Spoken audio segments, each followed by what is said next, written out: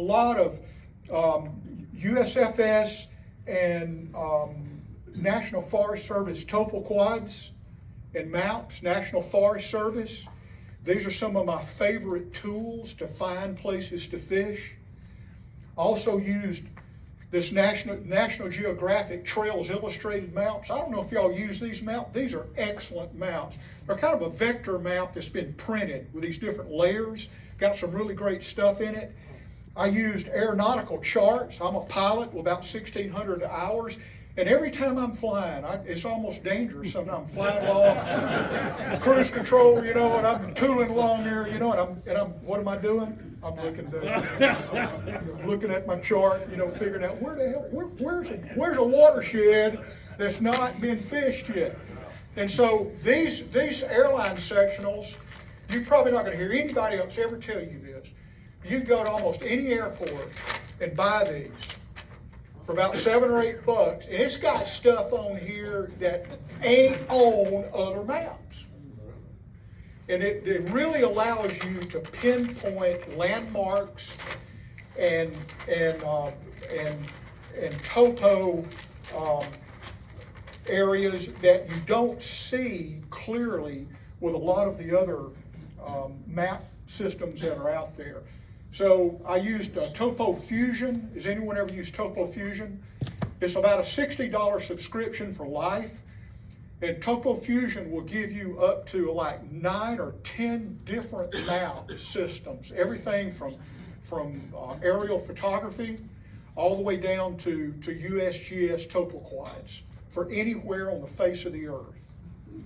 And I use that more than probably anything else. I've actually got it, if we have time later on, I'll pull it up and just show it to you so you know what it looks like.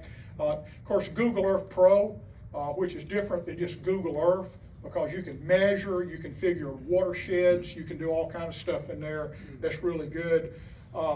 Personal interviews with a lot of the locals that live in these watersheds that I'm writing about. And many of them people that I've known for 40 or 50 years. And then, of course, being a fly fisherman myself, I think we all kind of think alike, and we want to know what are the things that, what we need to know about a watershed. And that's what I decided, is to answer this question, and at the same time, talk about the Blue Ridge Parkway, the history, how it came about, and all of the areas up and down the Parkway that really most people don't even know. And so a lot of that's included in the book. So 2 books, 1 format. I think the most important, to me, if I were buying this book, the At a Glance provides, I'm going to show you one of these in a minute, that tells you about 10 of the most important things that you want to know about a body of water. Everything from its gradient, what kind of fish are in it, the pressure, how popular it is, all that kind of, the effort it takes to fish it. I did that with every one of them. Detailed descriptions of the watershed from the source all the way to the mouth, and then as if you were fishing it from the mouth back up to the source by section. Now, the thing that's gotten me in a lot of trouble, well, I wouldn't say a lot of trouble, but it's gotten me in some trouble, are the descriptions of access, how to get to these rivers, streams, creeks, or seeps. There are people who feel like they own the water in a national forest, and it's their water. And they consider this book to be hot spotting. And of course, if that's true, well then, what is that? What is all the other books and magazines that are out there? It's not hot spotting. I don't say go to this hole under this root stump, put on a woolly booger, size 16, drop it down. I don't do that. I talk about a 20 or 30,000 acre watershed. You got to figure out where up and down that watershed you want to fish based on what I'm describing. So 99.5% of the feedback we've gotten, and I've got tons of letters and emails and texts from people saying, thank you, it's been great, whatever. And for every 100 I get, for every 200 I get, I'll get one. I even got a death threat from a guy. I mean, seriously. And so anyway, but it's been overwhelmingly positive, the way this has gone. Now, here's an example of an at a glance. And in Courthouse Creek, how many of you fished Courthouse Creek? Y'all need to get out more. You know, Bill, you need to get these guys out on. Y'all need to do an outing, or Jason, y'all need to get these guys out to Courthouse Creek, which is the extreme southeastern corner of Pisgah National Forest, down above Rossman. You know where that is? Yep. Right up under the Parkway, under Devil's Courthouse.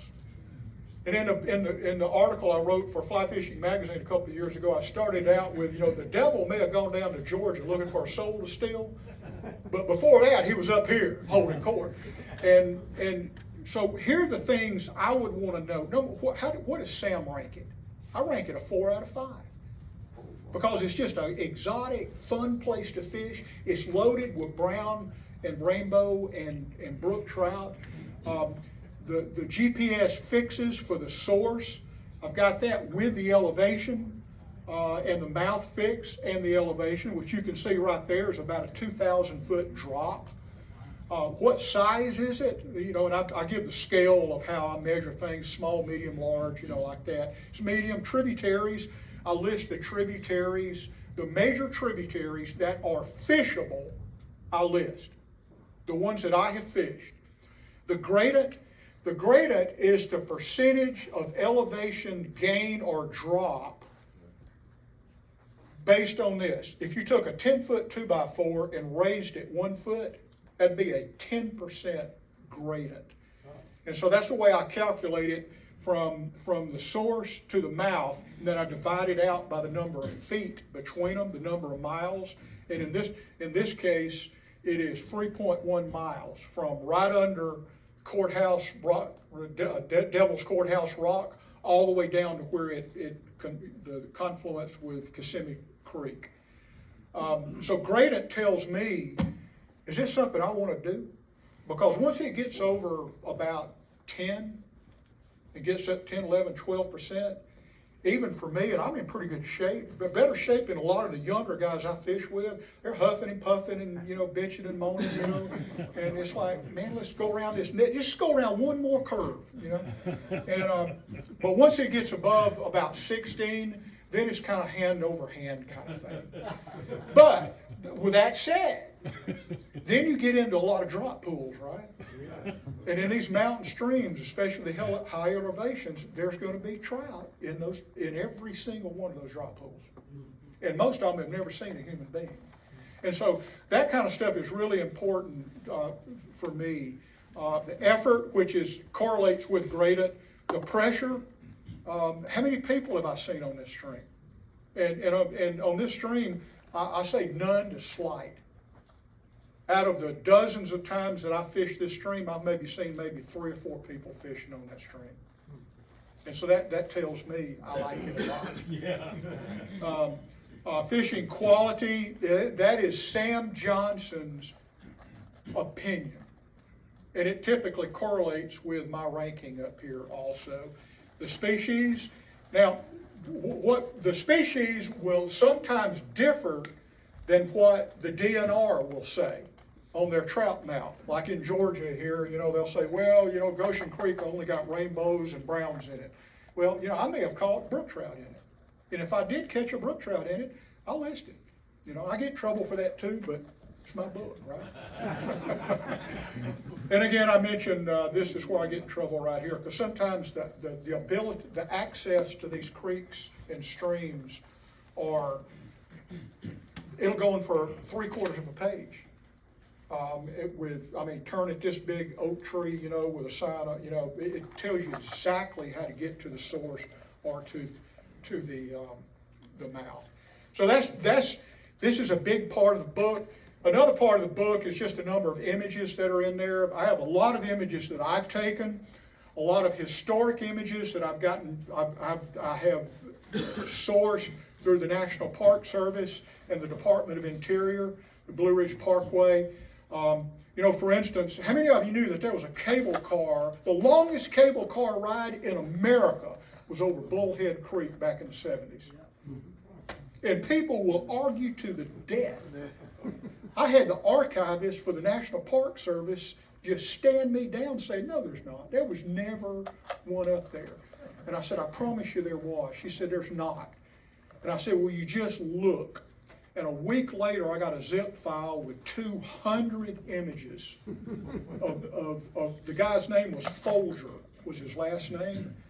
And it had such a business going that the National Park Service had to shut him down because he was causing such a traffic congestion on the Blue Ridge Parkway. They made him close it. But the platforms are still there. You can still see the platforms and everything. So anyway, there's a lot of, you know, stuff like that. I just think it's kind of cool, you know, so I included it in the book. You know, Devil's Courthouse Tunnel being built right there. Now, here's the North Carolina section. I'm going to run through the sections of the way it's broken down. It immediately became, according to Amazon, I first started selling on Amazon and then quit. But Amazon listed it immediately as a first-in-class book because they said there ain't another book like this. So I thought that's pretty cool. So after about a week of doing business with Amazon, I decided I want to control my own distribution and pricing and everything, and I pulled it off of Amazon. And if you see a book on Amazon right now, it's an aftermarket book. It is somebody that has sold a book, or it's a black market book. It is not our books. But my books are only sold through the Wild Bearing site or through our outlets like Jesse Brown's. And so that's my commitment to them. The first book was forwarded by my good buddy and fishing buddy, Mark Woods, superintendent of the Blue Ridge Parkway, who has a big hand in me writing this book to start with. It's 252 miles in the North Carolina section. A lot of detailed descriptions, a lot of history and lore, access, all that kind of stuff. It's going to be the same for the Virginia book too. But here's the way it's laid out. Section 1 starts in Cherokee and goes all the way up to a really special place called Buck Springs. Anyone ever heard of Buck Springs? I'm going to show you some stuff about Buck Springs and probably something you didn't know about George Vanderbilt. The second section starts at mile marker 63. It goes up to Highway 80 at Spruce Pine, and it is a beautiful ride and a lot of water off of both sides of that section. And then section 3 is a 63-mile section that starts here down at Highway 80 and goes up to E.B. Jeffries State Park above Boone, above Blowing Rock and Boone. And then section 4 starts at E.B. Jeffries and goes up to the state line just below Galax, Virginia, at Cumberland Knob. And Cumberland Knob is actually where the first 10-mile section of Blue Ridge Parkway was started back in 1934. Was where they completed the first section. So those are the 4 sections, and I break the water, into each of those 4 sections just to make it, where it makes sense, instead of just piling them all in one big book. The Virginia section, same format. I taught the CEO of the Blue Ridge Parkway Foundation. I'm on the board of the Blue Ridge Parkway Foundation, and I taught Carolyn Ward into writing my forward. She did a great job, by the way. But 310 pages, about 175 different bodies of water to fish in there. This is Bluff Tunnel. There's 26 tunnels on the Blue Ridge Parkway. Only 1 is in Virginia.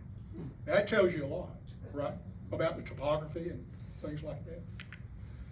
So it starts down here at right under Galax at Cumberland Knob, and goes up to Castle Rock, right above Castle Rock Gorge under Floyd, Virginia. Floyd is kind of like Galax. It's kind of one of these funky mountain Appalachian trail kind of towns, I mean, you see some weird stuff in there. I like it. Straight up family tree. My wife's not real fond of it. But from there, section 2 picks up and runs up just above Roanoke, wraps underneath Roanoke on the Roanoke River, which is a really cool place to fish, up to right under Vinton on the north side. At this point, you have not been in any national forest or national parks, other than Blue Ridge Parkway, which is a national park. But there's no national forest down here. It's kind of interesting. And then you pick up there in Roanoke, and you head north, all the way up across the James River, and come in right just east of Glasgow. There is a ton of water. You got peaks of otter. You got so much water along this area right here, including, you can barely see that right there, but Apple Orchard Mountain. Does that ring a bell with anyone? When you drive past Apple Orchard Mountain, and there's water all around it in the valleys, there's these huge radar domes on top of it. And you're asking yourself, what the hell, what would these domes be doing on top of this mountain? They were NORAD radars looking out across the Atlantic Ocean for ICBMs. And they were on a first strike hit. So when you're fishing the creeks and streams around there, you were in a first strike area for the Russians during the Cold War. Now they've removed 2 of those. There's one still there, and now it's an ATC air traffic control radar that they use for approach control going into Washington and some of the other places like that. But it's just a heck of a place to fish. Section 4, the last section, picks up there, and it goes all the way up to just past Humpback Rock up to Waynesboro, where it ends and joins the Skyline Parkway.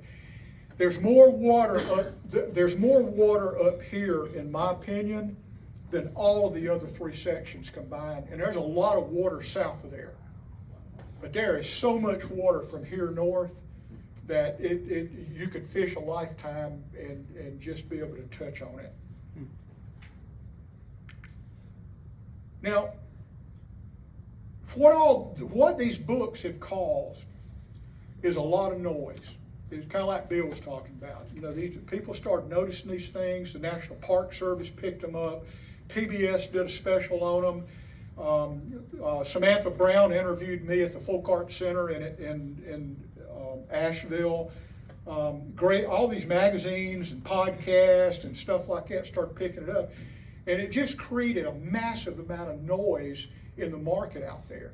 And then all of a sudden, one Friday afternoon, about 5 o'clock, I'm sitting out at the fire ring behind my house, minding my own business, drinking a beer and smoking a cigar, and my cell phone rang with a number that I didn't even recognize. I didn't know who it was. But uncharacteristically for me, I answered it. And it was a guy by the name of Tom Snyder. Tom Snyder was the CEO of the Country Network in Nashville. And he said, "Sam, you don't know me, but I know you." He said, "I read your book. I'm a fly fisherman. I'm the CEO of the Country Network, and we're looking for programming. Would you be interested in a pilot series on just doing what you do? We're not going to tell you what to do, but we've been looking at your stuff you're doing on YouTube, podcast, and everything. We just want you to do that." And so after about a month of lawyering around and back and forth, we agreed on a relationship and decided to do a series, a pilot series of 6 episodes. And the whole concept was trout don't live in ugly places. We've all heard that, right? You know what? Nobody else has ever heard that before. I mean, I go to a school and I'm talking to some kids and I say, trout don't live in ugly places, and 8 teachers say, "That's bad grammar. You can't say that." Trout do live in ugly places. But it's not just about the fly fishing. It's also about the places. And so the charter for us was, let's go to cool places that the whole family would want to see. The guy would say, "Hey, that looks pretty cool." And the wife will watch it because it's in a winery, or a vineyard or something.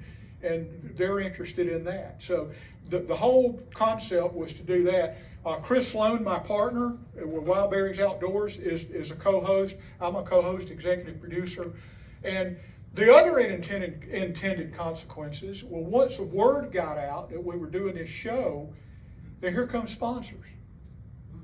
And so Mojo Sportswear Company down in Florida, who's trying to break into things like this, ATC Trailers, RVs up in Napanee, Indiana, my favorite here, Green Man Brewing. Yeah, Andy and those guys, they've been a great sponsor. And of course, the Blues Parkway Foundation and the Southern Highland Craft Guild in Asheville. All of a sudden, we had the money to do this thing and to do it right. So that's kind of, so season one, we went to Great Smoky Mountain National Park, shot Bradley Fort primarily, spent a huge amount of time talking about history and all that kind of stuff up there. The Sequoia River in Georgia, y'all probably heard of the Sequoia, probably the premier trout stream, trophy stream in the state of Georgia. I mean, they're typhoon class submarine fish in there. They're 30, 35 inch fish in there that literally you'll fight for 30 minutes in there. Of course, Wilbur Dam, tailwater on the Watauga River, just north of Elizabethton. Great water to fish, as well as the Doe River that flows into it. The Davidson River, we all know about that. The Etowah River in Georgia, it primarily because we do a lot of veteran fishing there and a lot of veteran projects that we do, but it also flows through a winery, probably the premier winery in the state of Georgia. There's about a $500 million operation, and they got a trout stream running through it, and we get to fish it. So how many places can you chase a trophy trout, step out, walk 10 feet, sit down, and drink a glass of wine?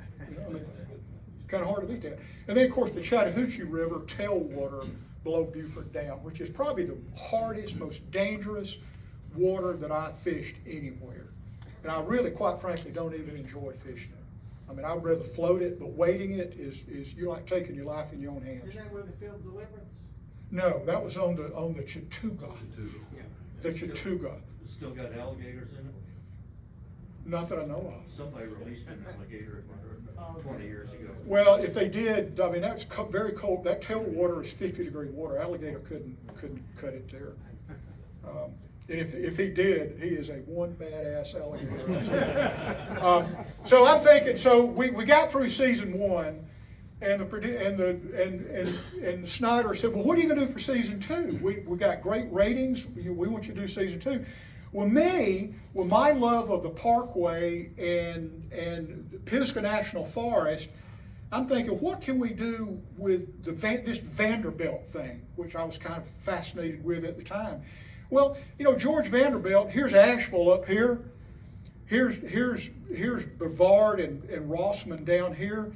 This dude owned 88,000 acres, 138 square miles. That's a square mile right there. And this is the estate. All this has been sold to the National Forest Service for about $4 an acre. Back in 1415, Edith, his wife, after he died of an appendectomy, she sold it. He was trying to sell it too. But anyway, this is the Blue Ridge Parkway as it runs now. This is a place called Buck Springs. And this is the house that you know right now, the chateau, the big house. Well, George could stand on the back of his house and look almost in every direction, and he would tell people, as far as I can see, everything that I see, I own. That's amazing. It's a testament for no income tax, right? Which I'm for, by the way, as of 2 days ago. But anyway, I'm thinking, what can we do? What if we did a deal with the Biltmore estate to fish the waters of George Vanderbilt? So all of this is now gone. Only the yellow, the 5,000 acres you see right here, are what's around the house and the French Broad River and everything up there right now. And so I went up there and negotiated a deal with those guys, and they said, No one's ever asked us to do this before.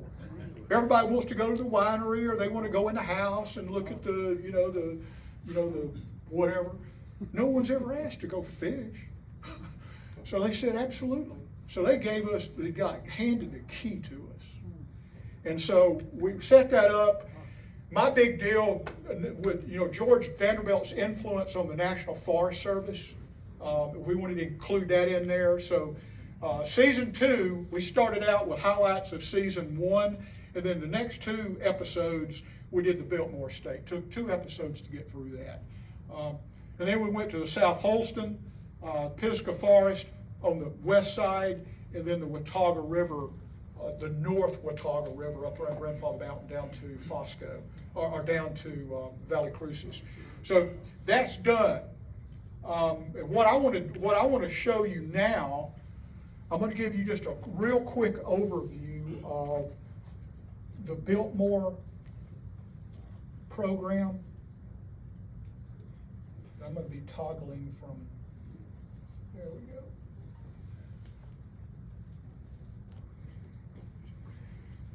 There we are. Season 2, we're getting ready to crank this thing off, and in front of Biltmore.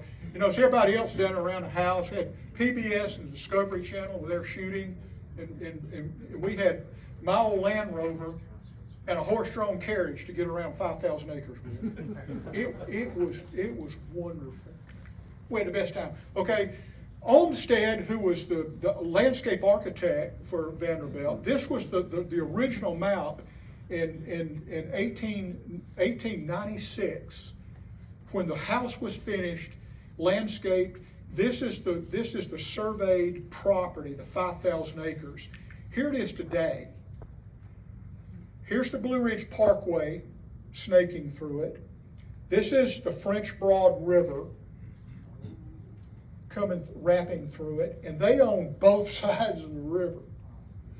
And so here are the venues that I'm going to give you an overview that we fished.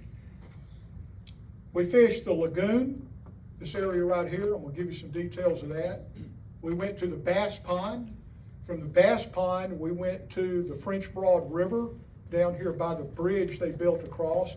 And then a place most people don't even know about called Long Valley Lake, which is about a 40-acre lake on the other side of the river that they used to irrigate all of their vineyard with. This is all grapevines right here. The rest of it is first and second growth timber, which is magnificent to drive through. I mean, every tree back there is 36 inches around or bigger. I mean, it's just really cool.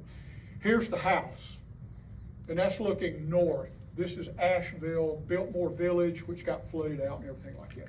Okay, a little quick, like couple of minute, kind of a promo of kind of how this came about, how this happened. Welcome to Wild Bearings Outdoors. I'm Sam Johnson. And I'm Chris Sloan. We're your Wild Bearings Outdoors hosts, where each episode we'll take you to one of our bucket list destinations to explore its history, scenery, and its fly fishing opportunities. In this special 2-part episode, we're going to be exploring the incredible 8,000-acre Biltmore Estate. Those are our drone shots too.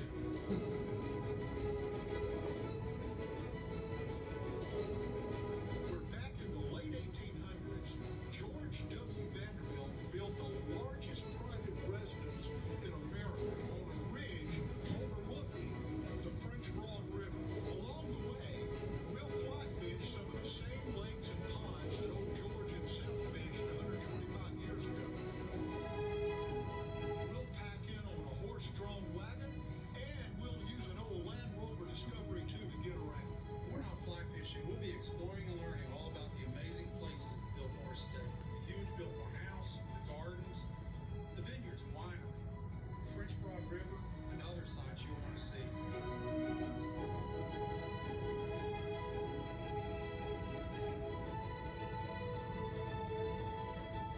And to help us find our way, we've asked Parker Andes, Director of Horticulture at Biltmore, to show us around.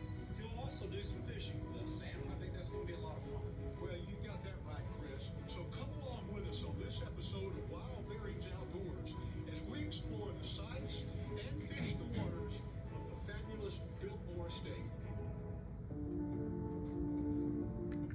Okay, that's kind of the way the episode started, the first episode, and then we got into it.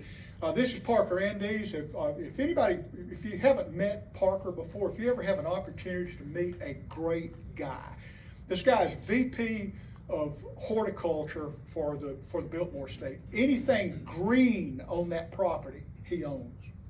He controls it. He is the Frederick Olmsted of today. And that shows us how we got around there. The first place he took us was a place called the Knoll. And this is the back of the house. French Broad River's down here. The places we're going to be fishing is wrapped around, and we're going to go to that little X right there. And we rode out there, kind of got chauffeured while Parker was explaining a lot of the history of that, of that part, and why that knoll is so significant, and why George Vanderbilt loved it so much was because of that view right there. Nobody gets to see that view of the house. You don't get to see the back of it that often. But we're standing there with draft horses, which were the most magnificent animals. I mean, they were wonderful. So there's the house. That's where we were. Now we're getting ready to load up, go back around, circle around, and come back to this place called the Lagoon. Olmsted built this lake for the Vanderbilt's daughter, who was fascinated with bears. She loved bears. So he said, well, I want to make a lake look like a bear. Looks pretty much like a bear, right? Again, when you don't have to pay, you're not paying any taxes. You can do a lot. This is called the Lagoon, and and they would camp. They had a dock over here, which is where we left from, right here, and they would camp out on these islands here. And they had it stocked with smallmouth bass, brim, and crappie or shell cracker, whatever we want to call it. And I'm telling you, folks, these fish were stupid. It's like they'd never seen a lure before, or a human being. So this is what we were staring at for about 2.5 hours, was that view from the water, which was just magnificent. This is Edith Vanderbilt, his wife, Alice, his daughter, a nanny, and a caretaker who followed them around everywhere they went, obviously, to take, and a really pissed off goose right there. I don't know what he was mad about, but look at the size of that bass in that net. Now, that was 100 years ago. Here's the exact same scene today.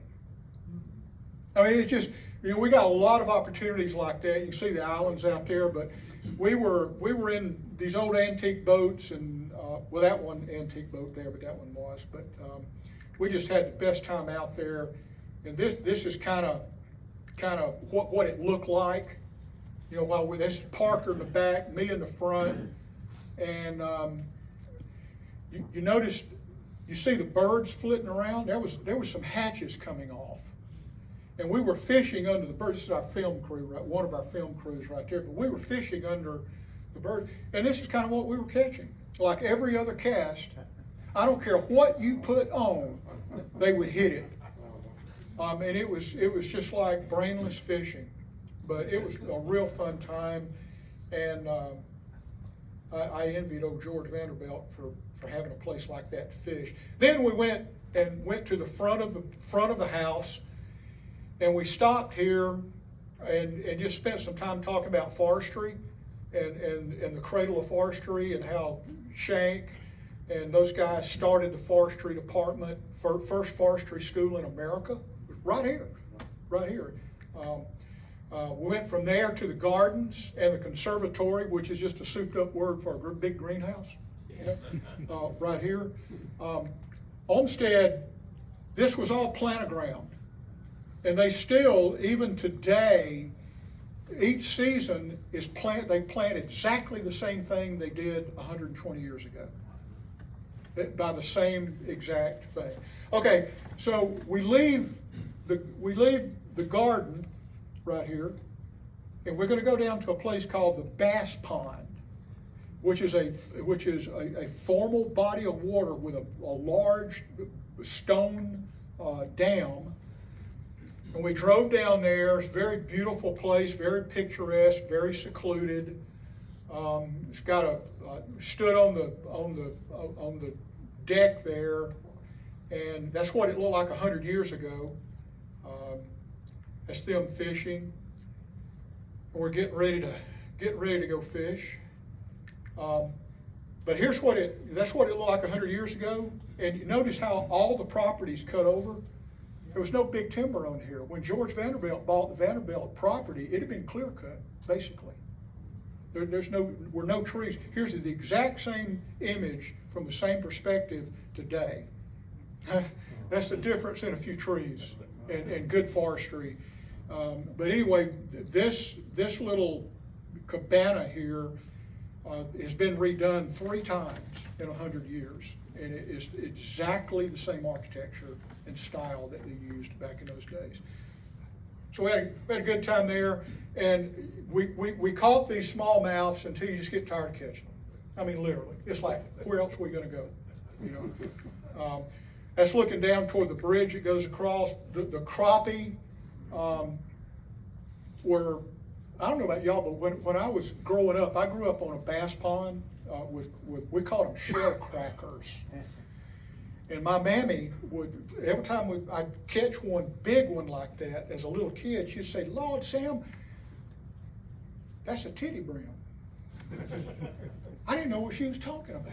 Yeah, I was out of college before I ever asked Minnie. I said, "Minnie, what is it? What is a titty brim?" She said, "Mr. Sam, a titty brim is a brim that's so big you got to hold it against your titty to get the hook out."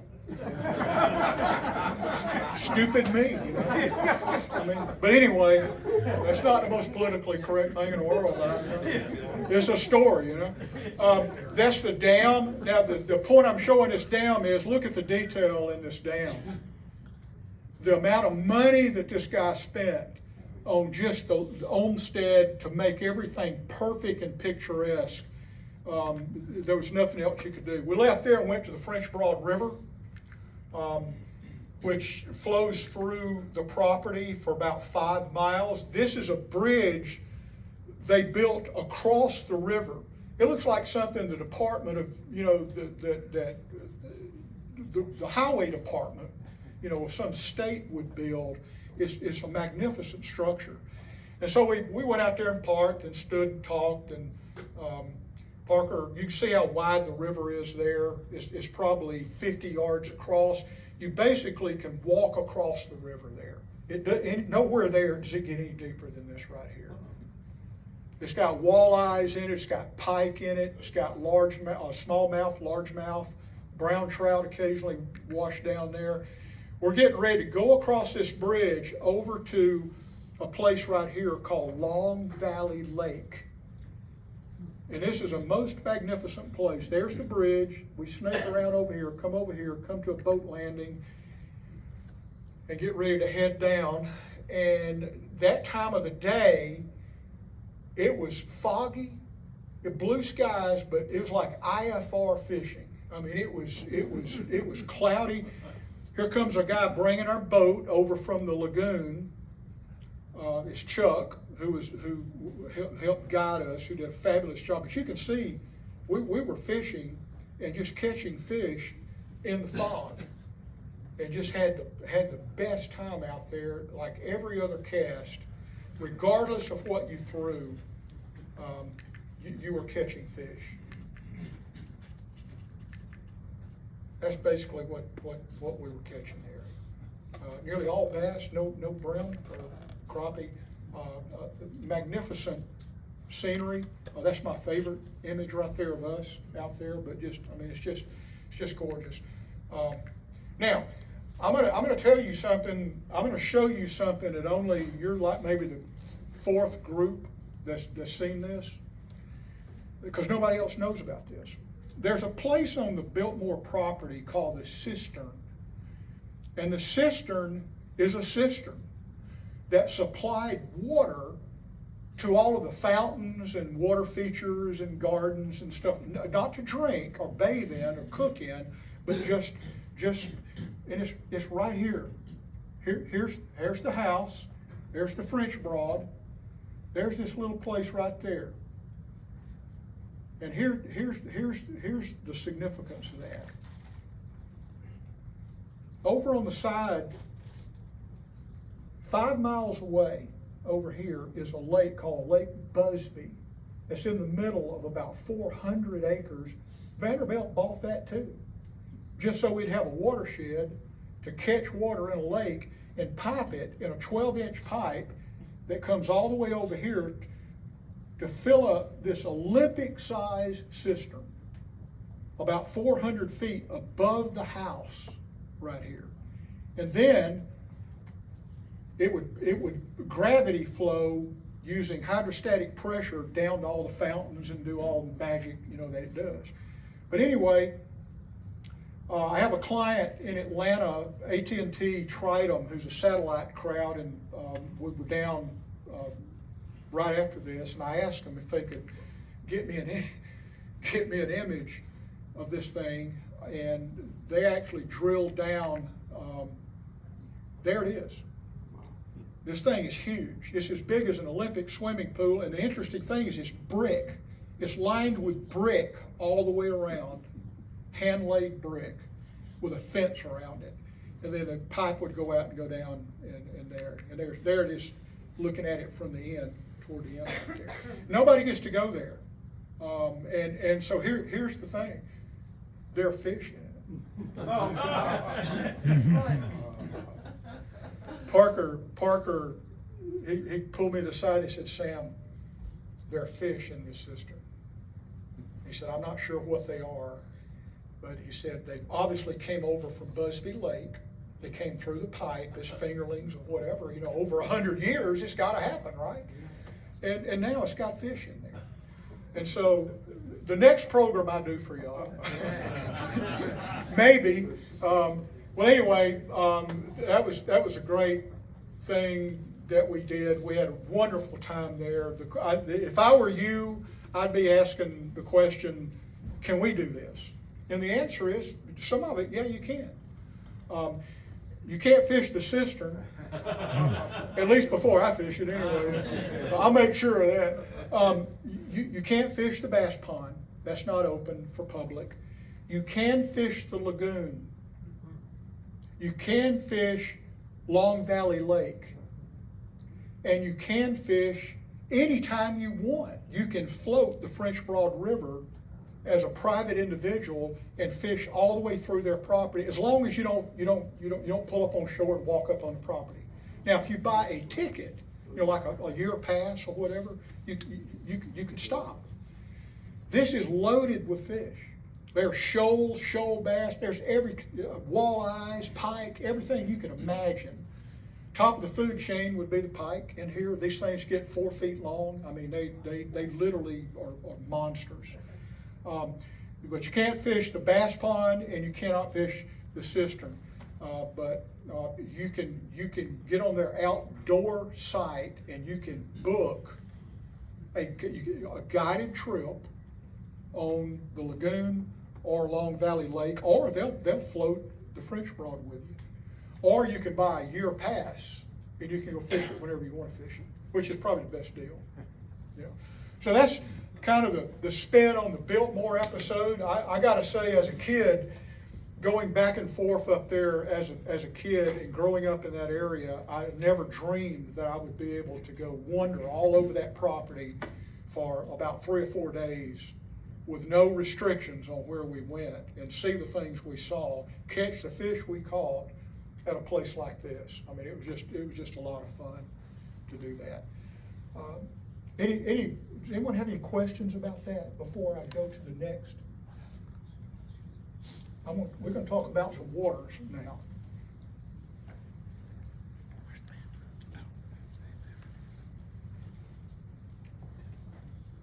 I'm going to run through rather quick 4 different watersheds that you may or may not have fished some of these. The first one being Daniel Ridge Creek and Wright Fork Creek, which are the 2 headwaters, the high elevation headwaters for the Davidson River. These things source up at about 4,600 feet, right under the Blue Ridge Parkway, and come down to about roughly 2,900 feet. The gradient, if you notice the gradient, average gradient is about 19. All except about the first 200 or 300 yards, which is very reasonable. But once you get above that, it can get kind of crazy. But it is a remarkable place to fish, and mostly bows and specks is about all I've ever caught in there. It's above the upper campground. This is the Davidson River watershed. This is Pisgah Forest and Brevard down here. Here are the two creeks right here, and they're managed purely as catch and release, a watershed here. You got the upper campground. Here's the hatchery that got blown out. You all know where that is. If you just go on up, it turns to dirt, and right here you can walk up a narrow gauge train bed to where the two creeks come together. It's an easy walk, and it's very historic. You can see the train, the ties from the old trains that used to go through there. There's a couple of dams there that are still there that fed water to the first trout hatchery that the CCC built up there above the campground. The John Rock fish hatchery was the second fish hatchery. This was the first fish hatchery here, and you can still see the drains and the basins where they just grew them in dirt basins there. This is the narrow gauge train bed that you walk up. It's very easy to get up. Once you get up there, right where these two creeks come together is a trestle, and the abutment is still there. The trestle is gone, but the two abutments are there, and Right Fork runs right through the middle of it. And it's a really neat place to fish. This pool right here, I guess I'm hot spotting this pool right here, but I've never dropped about a number 16 caddis in there that I didn't catch fish. I mean, they're in there. This is Right Fork and Daniel Ridge coming together, right below the trestle. The Davidson River starts right there and goes south. Typical little rainbow. Look how fat that little boy is. That's the Right Fork. That's just some old chestnut trees from the logging time that's still there. This is a pool running along that ledge right there that those fish hold up under right there. That's another old growth that couldn't get skidded out of there. And a little brook trout from Daniel Ridge, at the top of Daniel Ridge. Now, on up the Parkway from there is a creek called Big Creek. Now, Big Creek is one of the headwaters of the North Fork of the Mills River. Do y'all know have y'all fished that? You got a campground there. It's delayed harvest down there. Up here, it's wild water. I love it because this creek goes up all the way to Buck Springs. Well, why is that important? Well, that's where George Vanderbilt had his second estate, was up on the ridge, and this creek headed up right underneath it. But again, it's an 8.5% gradient, and it's just here's Buck Springs Gap on the Blue Ridge Parkway. This is the Hendersonville Reservoir, decommissioned right now, about a 2-acre stone dam lake.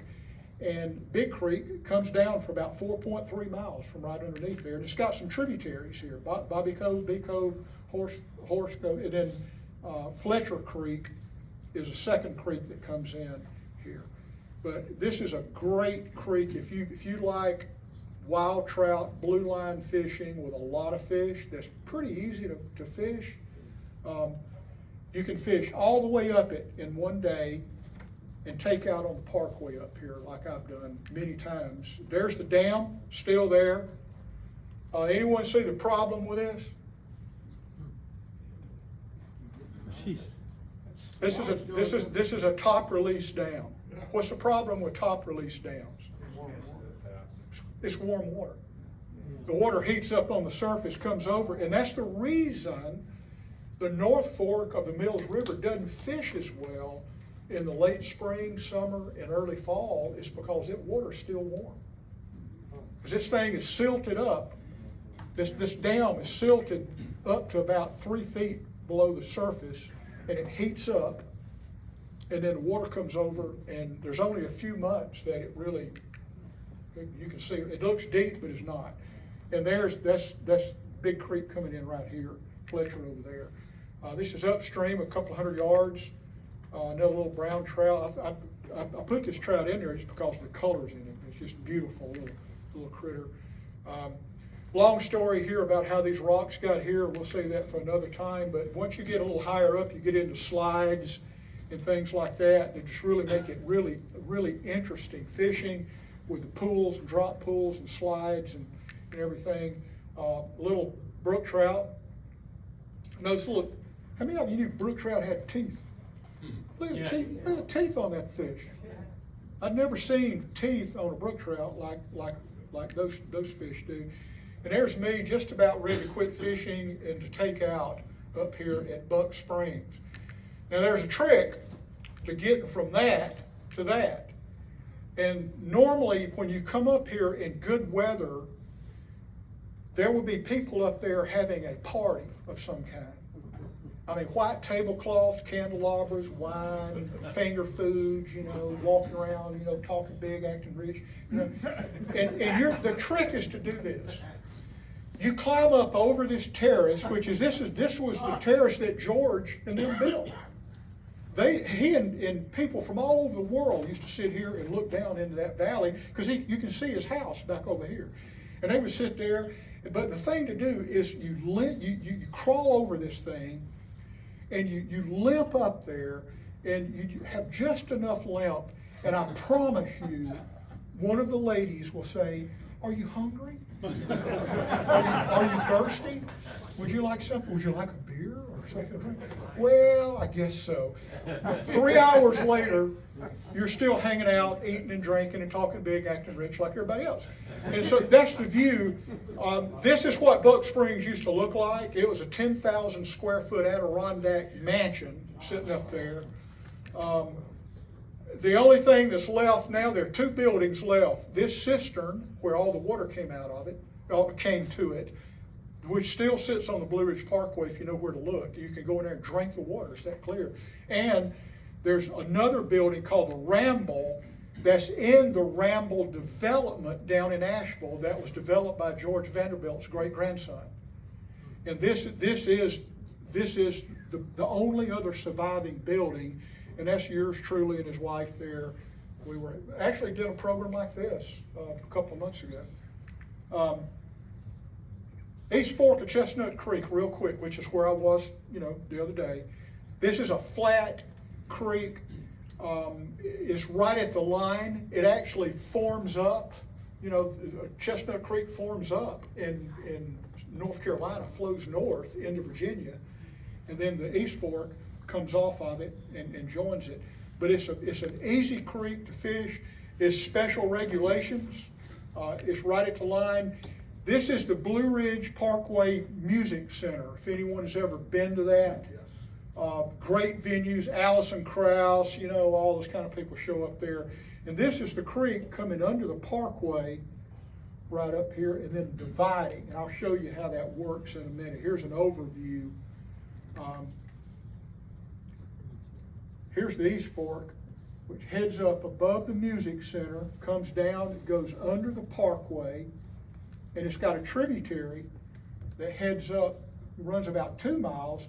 All of this is special regulation water, and it's loaded with fish. Now, this is not a beautiful stream or anything like that, but here's what's cool about it.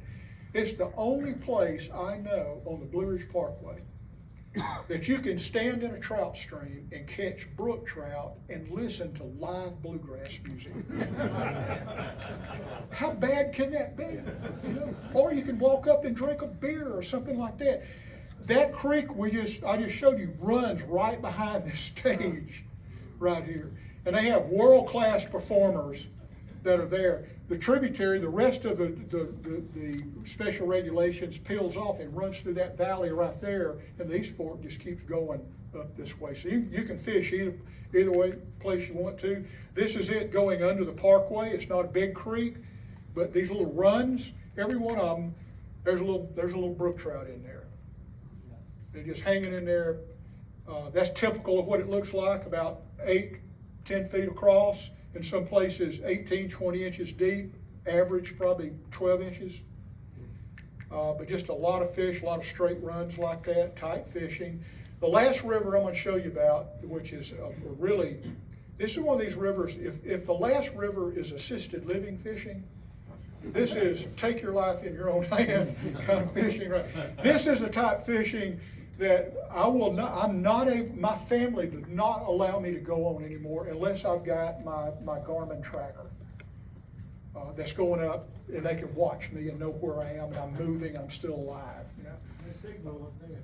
The what? There's no signal in that gorge. Yeah, it's satellite. It's all satellite.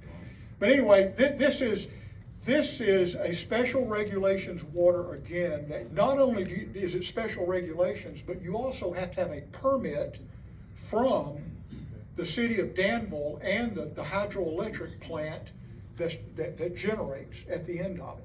So you got to get. It doesn't cost anything, and many times you can just walk up and get it if they'll open the door for you. If not, you need to call and they'll text it or email it to you. But this is an exotic place to fish. It's flat gradient. It is in a gorge unlike most any other gorge that I've fished in the eastern half of the United States. Comes out of Towns Reservoir and then goes down to the Pinnacle Power Plant down here, about 3.4 miles past the Pinnacles of Dan, which you're standing in the creek, and 2,700 feet above you is the top of that ridge right there. And it's at a 45-degree angle. So once you get in there, the only way out is the way you came in or to keep going to take out at the dam, which is very difficult. Don't plan, take it from me, don't plan to take out at the dam. You either want to go down or you want to go up and halfway and come back out. But there's from Topo Fusion, you got a lake here, you got Dan River middle area here, which is extremely secluded and private water, not private, but great water. But this section right here is just an amazing stretch of water. There's signs everywhere about permits, danger, don't go in by yourself. I would recommend never fishing this by yourself. Never going in there that someone doesn't know where you are and when you're supposed to take out. This is the terminus end of it. That's looking upstream. This is the power plant. They have 3 turbines in here. The center one is cut off. The last time I was there, it was so loud, it sounded like the bearing was about to blow on it or something. You know, it's kind of scary. You know, there are pipes that come down that feed the water 4 feet, and it's creepy. I mean, you could hear the water and feel the water coming down from 1,000 feet above at about 60 miles an hour down through there. But there's no shortage of, do you sure you want to do this? But it's flat. There's the Pinnacles of Dan. Just an iconic structure jumping up above. There's another little rainbow.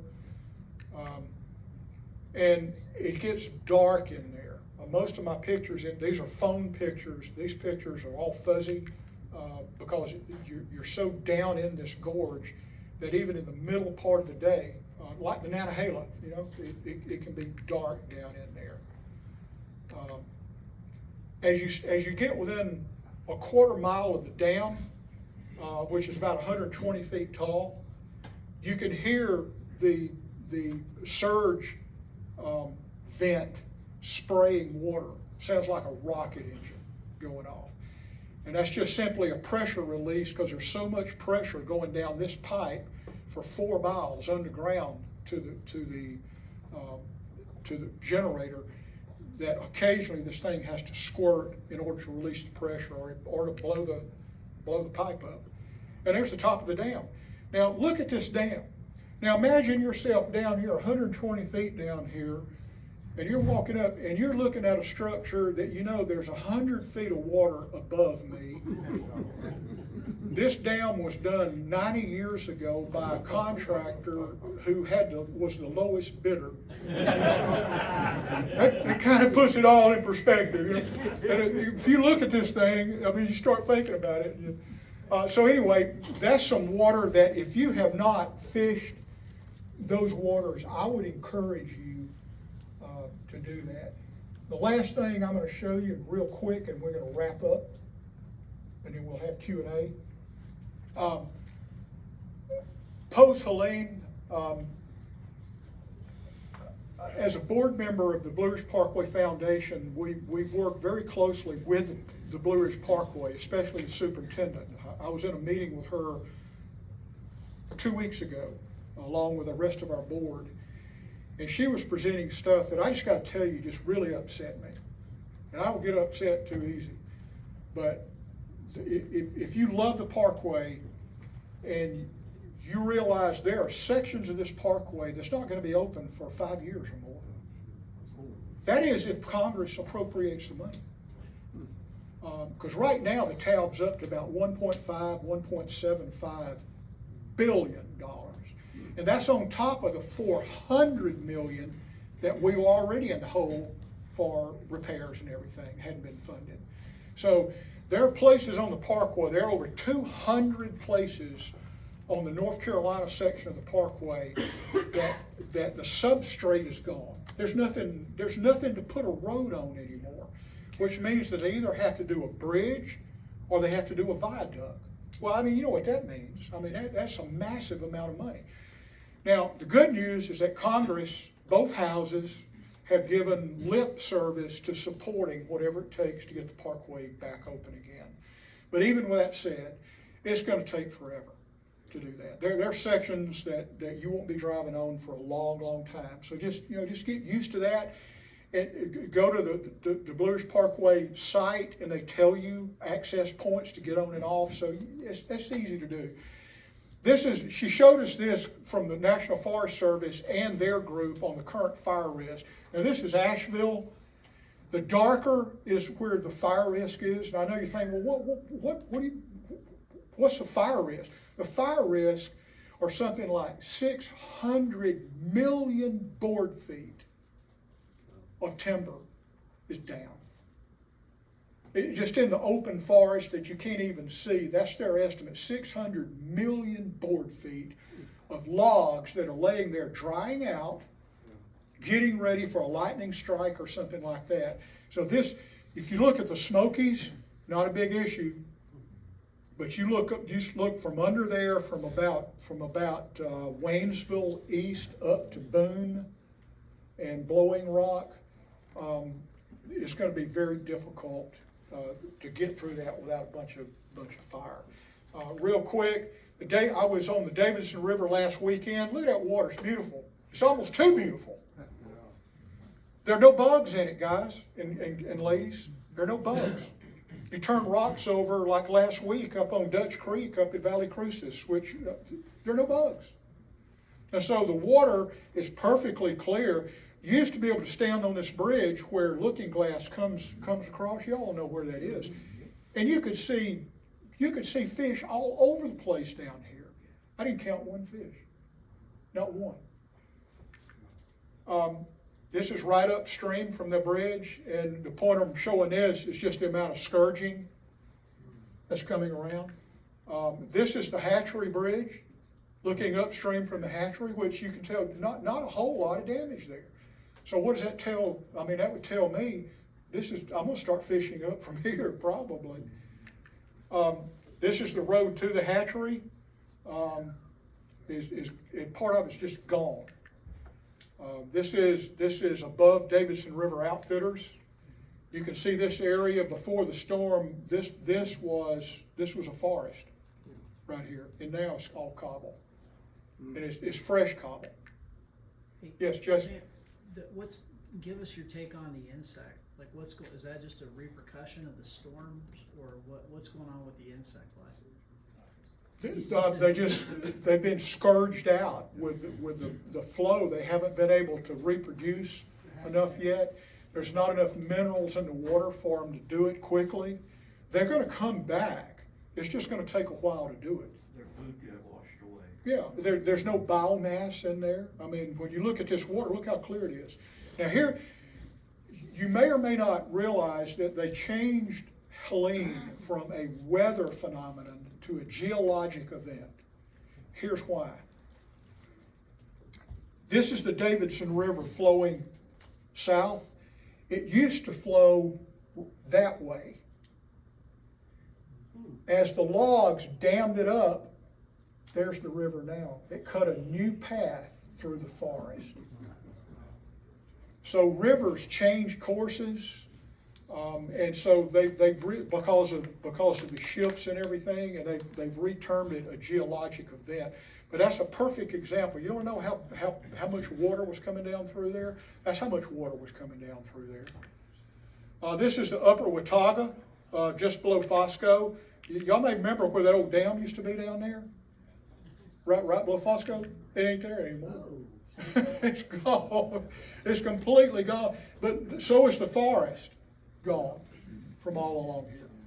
Now, fairness said they dynamited the dam and got rid of the dam. But they didn't dynamite all this. I'm not going to show you a bunch of wreckage and stuff. You've all seen that. But this is right in the middle of Fosco.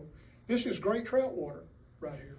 This was wonderful trout water, and it will be again at some point, but there's still a lot of stuff that hadn't been done yet. This is the bridge going over to the winery in Fosco, just to give you some general idea of the damage. Y'all may remember that covered bridge. This was all forest around it. There ain't no forest there anymore. The upper Swannanoa River up around Black Mountain, which is the source of the Swannanoa, in my lifetime will never be the same. This is the Swannanoa down in Swannanoa. I spent a week down here search and recovery and helicopter operations. These are people living in tents on the river.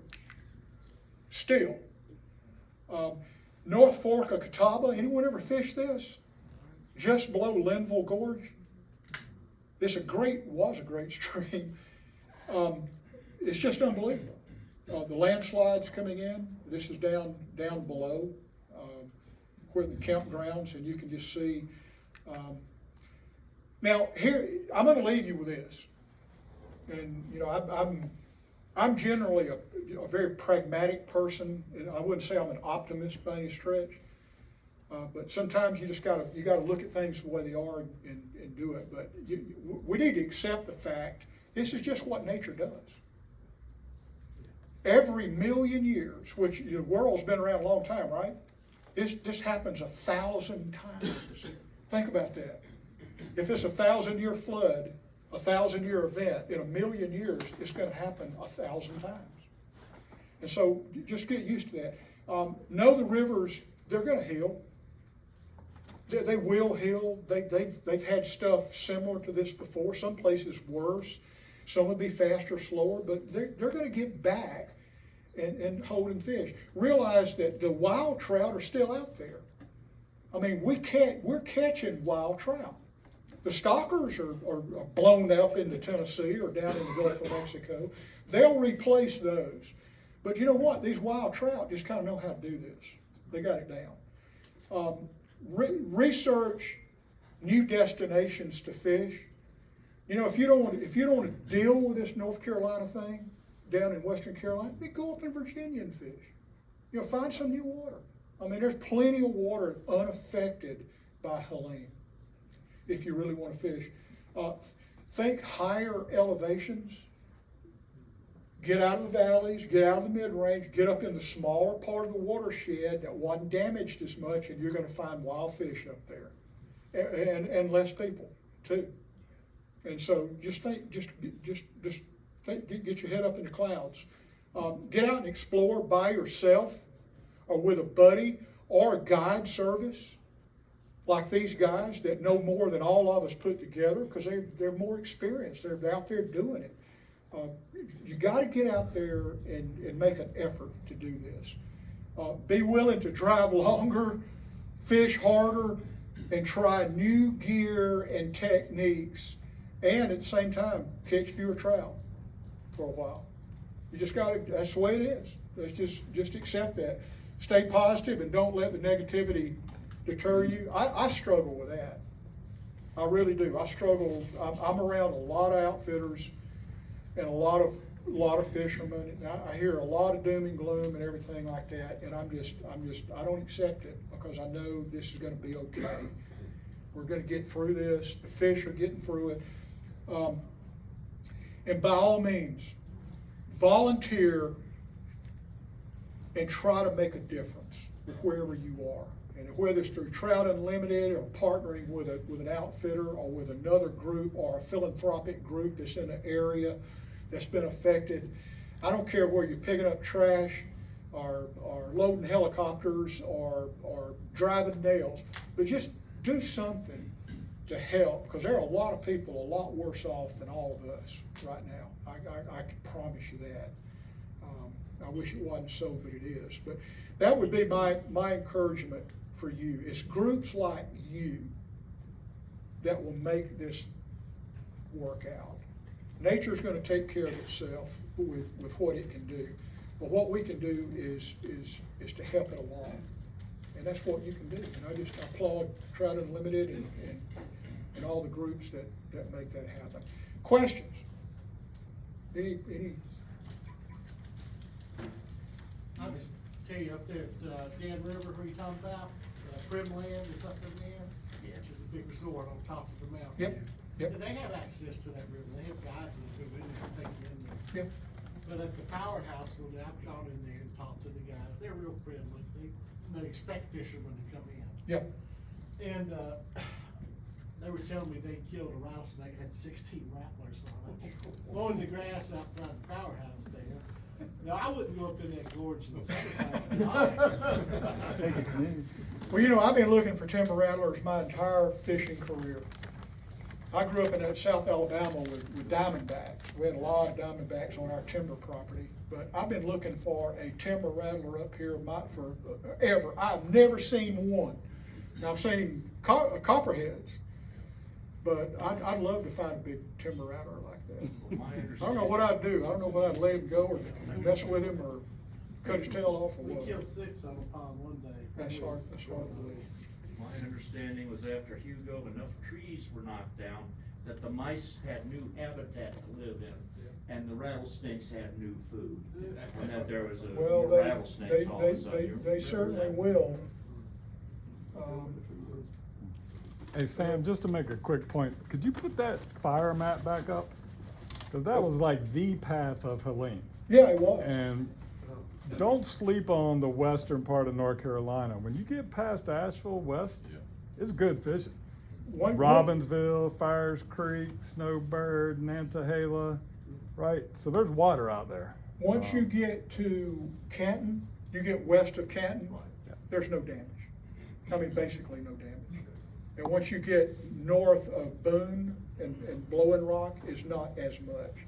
But that corridor coming up took a big hit. The fire, I think is that the one you're talking about? Yeah, that's the path of Helene is what that is. Yeah, it came straight up through there. Straight up. Okay, guys, a lot of you asked me questions real quick about what do you fish with, real quick. And here's the IRS short form version of kind of what I do. I get asked this question a lot. I fish with this rod about 90% of the time on small. This is the LL Bean double L, 4-weight, 5-weight, 4-weight. This is about a 30-year-old rod. We made this rod for LL Bean about 30 years ago. This was the prototype. But this is my go-to rod. This is my next go-to rod, which is an F.E. Thomas rod that is just one of my favorites. So that's, generally, I've got graphite like everyone else. Bugs, I use the same stuff I've got like 10 bugs in my box. And if these fish aren't eating these 10 bugs, I'm out of here. I cover the water, but, classic elk hair, comparinums, especially yellows, the BWOs, the parachutes, and a fish we call the Mac Daddy, which is CDC, and it's got a New Zealand strike indicator back on it. Guy, you can float an anvil under this thing. I use it as a strike indicator or a topwater bug, because it get hit a lot of times with whatever you're floating underneath it too. As far as subsurface, it's the usual thing. We have some bugs we call the stingers, with or without beads, and of course BWO, zebras, and Frenchies, different colors depending on what's going on. People ask me, well, how do you plan where you're going? I use these maps that I showed you. Aeronautical sections, Topo Fusion, East States Trout Guide, which y'all have. And then when I'm packing in, and this is kind of a family requirement, this list has gotten longer the older I've gotten. Maps and a handheld GPS, which is a Garmin CSX 60 with topo mapping software on it, I always have with me, and or a map generally. For survival, the only water I carry is a purifier that I can just drink straight out of. I don't carry bottles or anything like that. I carry a compass, a fire starter, a light, a saw, Oxycontin. I love Oxycontin. Oxycontin's a great drug. Yeah. And the reason I know is because my back surgery and my hip surgery, the only thing that got me through it was Oxycontin. And I had a bottle left over, and I carry 10 tablets with me everywhere I go. In case I fall and break my neck or something, I've got something to get me out. And I know that you can drink a cup, you can take 2 Oxycontins and drink a beer. Somebody can cut your damn arm off. It doesn't make any difference. We got 20% off the Oxycontin. Family selling at the back. Transponding GPS tracker. My family, the last waterfall, which was Yellowstone Falls in Graveyard Fields, I fell down and hurt myself pretty good on. They decided, well, you're not going to do this anymore. You're just not going to do it. I said, what do you mean I'm not going to do it? So we negotiated a deal where as long as I had an inReach or equivalent tracker on me, which I use an inReach Mini 2 that I just stick on the back of my pack, and they can my wife can watch me on Google Earth moving up a creek. And the deal is, if I quit moving for a long period of time, there's probably something wrong. And I always leave a GPS fix of where I'm going to put in, I'm going to take out, as well as the official numbers of the National Forest Service, Park Ranger, that they can call and say, hey, my husband's at GPS fix so-and-so, and he hadn't moved in 6 weeks. In that case, you got a real problem. Need a lawyer after that. I do carry a weapon. I carry a minimum of, like a TARS 380 ACP, and I carry a big knife. I'm not carrying a weapon for bears or catamounts or timber rattlers. Meth heads. But if I'm sleeping in a tent by myself out in the middle of nowhere, Somebody wants his oxys. I'm going to be packing. And you can, and I guess that's it. The other thing I do, the last thing I'll say to you, I would encourage you, if you do the type of fishing, some of this fishing we're talking about today, like on the dam, I don't wear a wading belt. I wear a PFD. Because I live most of my life with the safety off, and I've done some stupid things. And when you're going down, you're thinking, boy, that was stupid. And if you got a PFD that you can reach down and rip it, it's better to have it than not. So you got to wear. You need to have a safety. You need to have a wading belt on anyway. You might as well just have a PFD. It'll make a difference. Just reach down and grab it and save your life. That's it. Let's give him a hand.